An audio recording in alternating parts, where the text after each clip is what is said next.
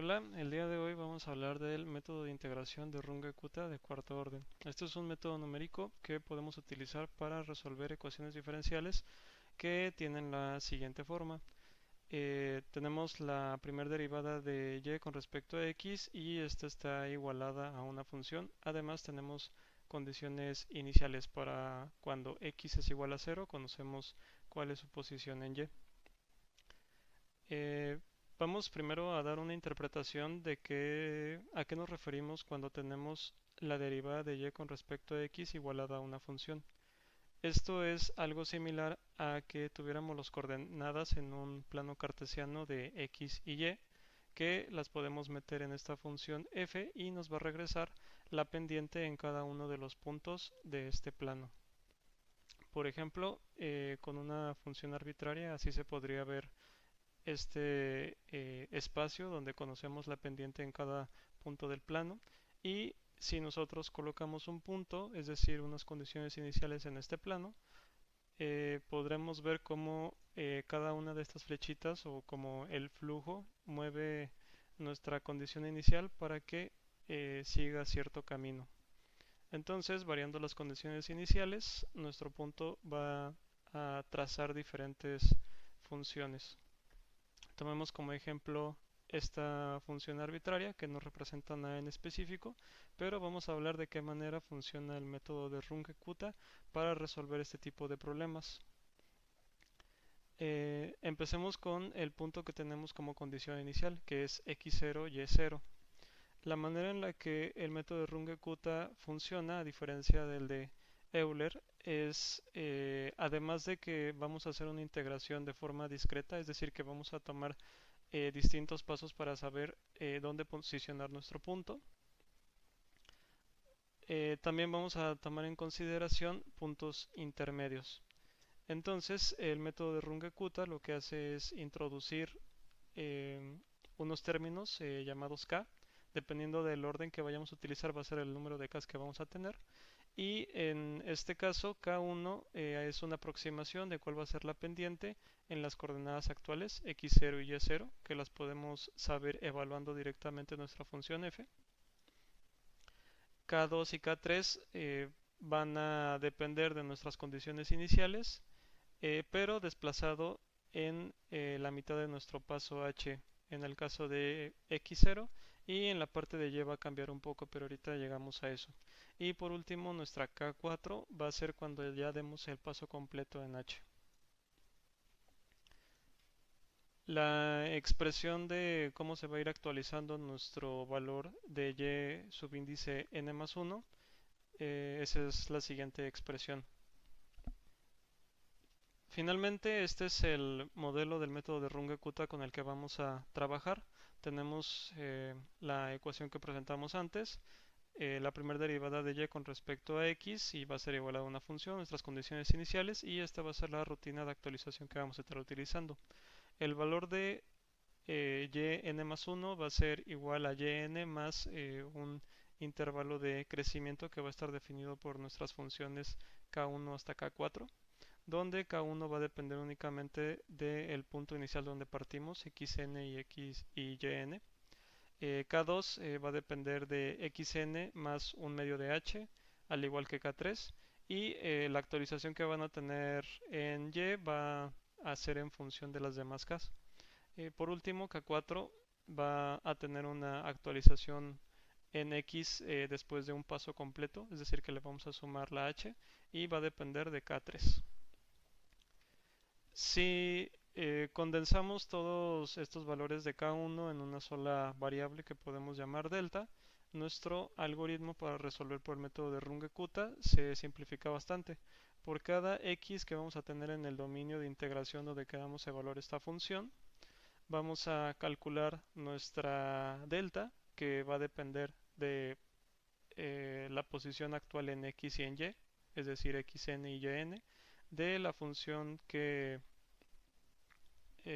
la función f que nos la da el planteamiento original del problema, y el paso que vamos a estar utilizando, que es el que utilizamos para calcular las K1 hasta K4.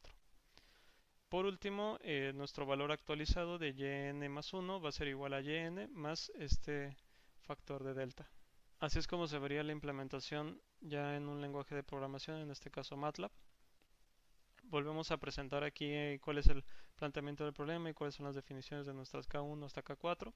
Y vamos a empezar por esta función de acá, que simplemente calcula nuestro componente delta, que está determinado por las ecuaciones que ya expliqué en la presentación. Aquí, como ya sabemos, los parámetros de entrada que vamos a tener va a ser el paso h, nuestra función f, que esta es una función que podemos evaluar, como lo vemos en esta parte del código, y la posición actual en x y en y. Entonces, este es simplemente sustituir los valores que tenemos en las ecuaciones y pasarlos a código. Ahora, la parte del algoritmo de actualización viene en esta otra función de acá que se llama RK4, de rungeKuta4. Esta va a tener los siguientes parámetros. La pueden definir de diferentes formas, pero el concepto al final es muy similar.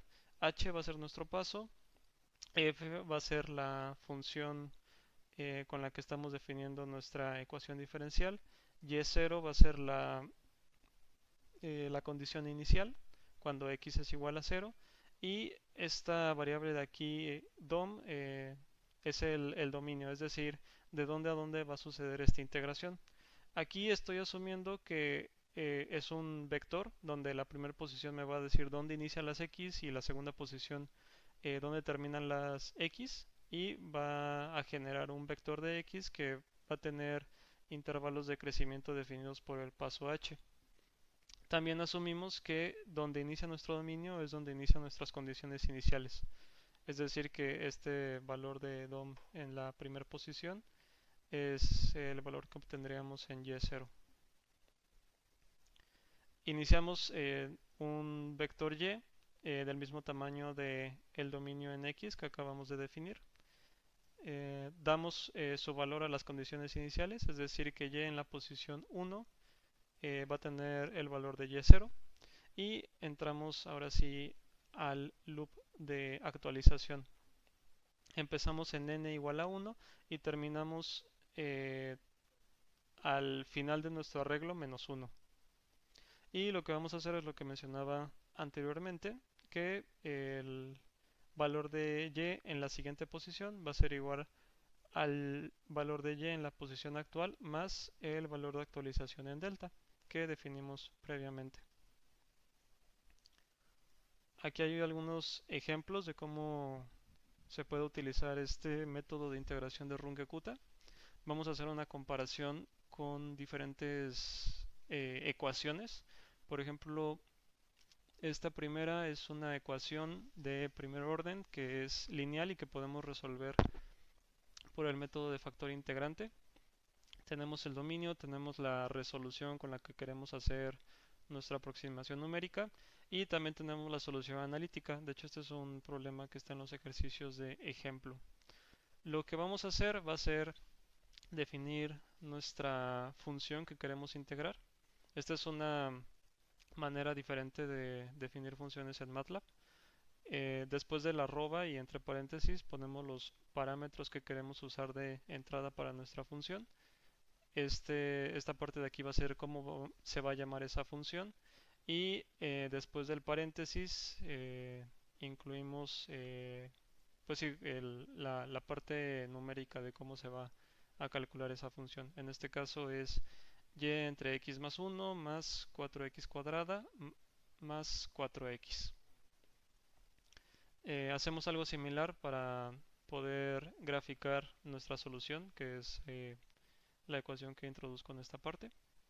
Y llamamos nuestra función RK4, donde la resolución en este caso es el paso que queremos darle. Nuestra función de entrada es la que definimos arriba. Queremos que las condiciones iniciales sean igual a 10 en la primera posición y nuestro dominio va a ir de 1 a 10. Entonces esto lo que nos va a regresar va a ser los valores en X, el dominio que se define al inicio, y cuál van a ser sus respectivos valores en Y, que ya podemos plantear utilizando MATLAB. Entonces, si corremos esta primera ecuación,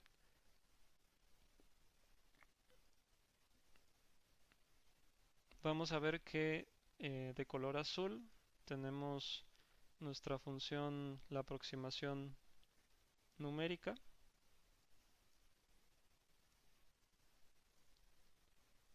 Y la línea punteada es la solución analítica. Como se pueden dar cuenta, eh, sí, o sea, son muy parecidas. Aquí no hay un error muy grande. Si bajamos la resolución, esto puede afectar qué tan buena va a ser nuestra aproximación. En este caso no se ve que sea mucho. También podemos hacer que el dominio de integración sea más pequeño para ver con más detalle qué es lo que está pasando. Y así pueden jugar con estas funciones. También podemos cambiar, por ejemplo, las condiciones iniciales. En vez de que empiece en x igual a 10, podemos hacer que empiece en x igual a 1. Y aquí ya podemos ver la diferencia entre la solución analítica, que considera únicamente eh, cuando y empieza en 10, y aquí en cambio lo acabamos de actualizar para que sea 1. La siguiente es una ecuación que se puede resolver por el método de factor integrante de la misma manera. También tenemos una solución analítica y bueno, si lo corren es bastante similar el problema. El siguiente es uno un poco más interesante. Este es algo que podemos resolver por el método de variables separables. En este caso tenemos una y cuadrada y un seno de x. Este tipo de funciones, aunque parezcan no lineales, pero que se pueden resolver de forma analítica, también tienen solución con este método. En cambio, si añadimos otro valor, por ejemplo, si ahora le sumamos una y cuadrada, vamos a ver que también podemos obtener una solución